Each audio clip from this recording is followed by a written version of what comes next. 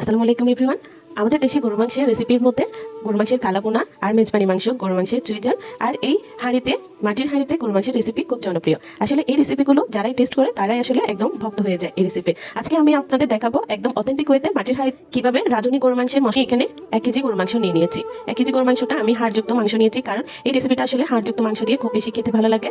সবার আসলে কিরকম লাগে আমি জানি না, তবে আমার পার্সোনাল ওপিনিয়ন হচ্ছে খুব হাড়ওয়ালা মাংস দিয়ে এই রেসিপিটা খুব বেশি ভালো লাগে। তো আমি এখানে 1 কেজির মতো নিয়ে নিয়েছি গরু মাংস, ধুয়ে ভালো করে একটু হালকা পানি ঝরিয়ে নিয়েছি। তার মধ্যে আমি একে একে সব মশলা এখানে মিক্স করে নিচ্ছি। প্রথমে কিছুক্ষণ মেরিনেশন করে রাখলে খুব ভালো লাগে। প্রথমে আমি এখানে একে একে বাটা মশলা সবগুলো দিয়ে দিচ্ছি। প্রথমে দিয়েছি 1 কাপ পেঁয়াজ বাটা, তারপর দিয়ে দিলাম 2 টেবিল চামচ কাঁচামরিচ বাটা, তারপর দিয়ে দিলাম পোস্ত বাটা 2 টেবিল চামচ, তারপর দিয়ে দিলাম স্বাদ মতো লবণ। লবণটা যার যার পরিমাণ অনুযায়ী দিবেন। এখানে আসলে কারো লবণের স্বাদ সেম হয় না, সেজন্য আমি এখানে আমার পরিমাণ অনুযায়ী আমি দিয়েছি। তারপর দিয়ে দিলাম প্রায় 3 টেবিল চামচের মতো ধনে জিরে একসাথে মিক্স করা, আমি একসাথে মিক্স করে রাখি, সেগুলো আমি দিয়ে দিলাম। তারপর দিয়ে দিলাম 3 টেবিল চামচ শুকনা মরিচের গুঁড়া।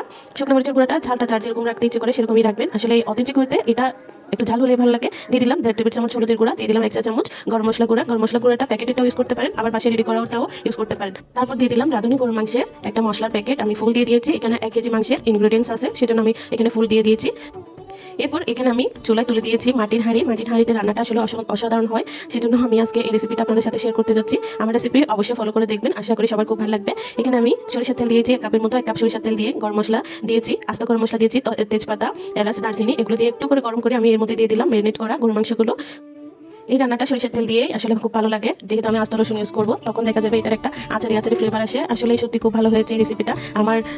আমার খাওয়ার মধ্যে আসলে বেস্ট একটা রেসিপি, যেটা মেজবানি মাংসের পরে আমি এটাকে ভর দিব আর কি। খুব ভালো লাগে। আমি আসলে চুইজালটা খাইনি, যেহেতু আমি এটা জানি না। আমি আমার মেজবানি মাংসের পরে এই রেসিপিটাকে আমি ভর দিব আর কি। তো আমার এই রেসিপিটা যাদের ভালো লাগে তারা অবশ্যই একটা লাইক করে দিবেন, ফ্রেন্ডস এন্ড ফ্যামিলির সাথে শেয়ার করবেন, অবশ্যই সাবস্ক্রাইব করে নেবেন। আর যারা সাবস্ক্রাইব করেছেন তাদেরকে অসংখ্য ধন্যবাদ। সাবস্ক্রাইব করে পাশে থাকা বেল বাটনটি অন করে দিবেন, যাতে পরবর্তী ভিডিওর আপডেট আপনারা পেয়ে যান।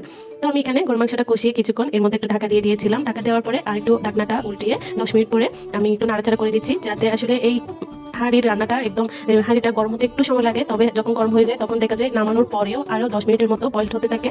এটা একটা জাদুকরি ব্যাপার আর কি, যেটা বলে আমি নিজে অবাক হয়ে গিয়েছি, কারণ আমি এর আগে কখনোই হাঁড়িতে রান্না করিনি, মাটির হাঁড়িতে রান্না করিনি। আজকে প্রথম আমি রান্না করছি এবং আজকে আমি বেস্ট রেজাল্ট দিতে পেরেছি ইনশাল্লাহ। আপনাদের খুব ভালো লেগেছে। আসলে আমি প্রথমে ভয় পেয়েছিলাম মাটির হাঁড়িতে রান্নাটা আসলে হাঁড়িটা ভেঙে যাবে কিনা, কোনো প্রবলেম হবে কিনা। আসলে কোনো কিছু না, ভয় পাবেন আপনারা। অবশ্যই কিনে এই রেসিপিটা বাসায় তৈরি করে ফেলবেন। আমি এখানে আস্ত রসুন দিয়ে দিয়েছি 2টা, আপনারা চাইলে আর বেশি দিতে পারেন। আমি এটাকে কষিয়ে একদম রসুনটা দিয়ে দিয়েছি। এরপরে আস্তে আস্তে আপনার ঢাকা দিয়ে উল্টিয়ে বারবার চেক করে নেবেন তলানিতে যাতে লেগে না যায়। এই তো আমার রেসিপিটা প্রায় হওয়ার পথে, প্রায় 30 মিনিট হয়ে গিয়েছে। আসলে গরু মাংসটা যত বয়েল করবেন তত স্বাদ বাড়বে, তত খেতে ভালো লাগবে এই আর কি। তো এই হাঁড়িটাতে রান্নাটা আসলে খুব ভালো হয়েছে। আপনারা পরবর্তীতে বাসায় ট্রাই করে দেখবেন। এটা যদি আপনি রেস্টুরেন্টে খেতে যান তাহলে অনেক অনেক বেশি দাম পড়বে, সেইটাই যদি আপনি খেতে যান রেস্টুরেন্টের খাবার বাসায় বসে খুব ভালো করে খুব স্বাদ করে খেতে চান, তাহলে এই রেসিপিটা ফলো করে খাবেন বাসায়, তাহলে খুব ভালো লাগবে। আর হচ্ছে এটা আপনারা অনেক কিছু দিয়ে পরিবেশন করতে পারেন, গরম গরম ভাতের সাথেও ভালো লাগবে। তারপর আপনাদের এটা চালের রুটি, তারপর নর্মালি যে ময়দার রুটি হয়, তারপর পরোটা, সব কিছু দিয়ে আসলে জাস্ট একদম পাঠিয়ে দিবে আর কি এই রেসিপিটা। যাকে খাওয়াবেন সে অবশ্যই সন্তুষ্ট হয়ে যাবে। খুব ভালো লেগেছে আমার। এই তো আমার ফাইনালি লুক আর কি গরু মাংসের, এখানে আমার জিহ্বায় জল চলে আসছে। আপনারা বাসায় অবশ্যই ট্রাই করবেন। আসলে অনেকভাবে আপনাদের বোঝানোর চেষ্টা করেছি এই রেসিপিটা। এটা আসলে স্বাদের কোনো তুলনা হয় না, বোঝানো যাবে না, আমি বলে বোঝাতে পারবো না। আপনারা বাসায় ট্রাই করে দেখবেন, খেয়ে তারপর আমাকে কমেন্ট সেকশনে কমেন্ট করে জানাবেন যে কীরকম হয়েছে এই রেসিপিটা।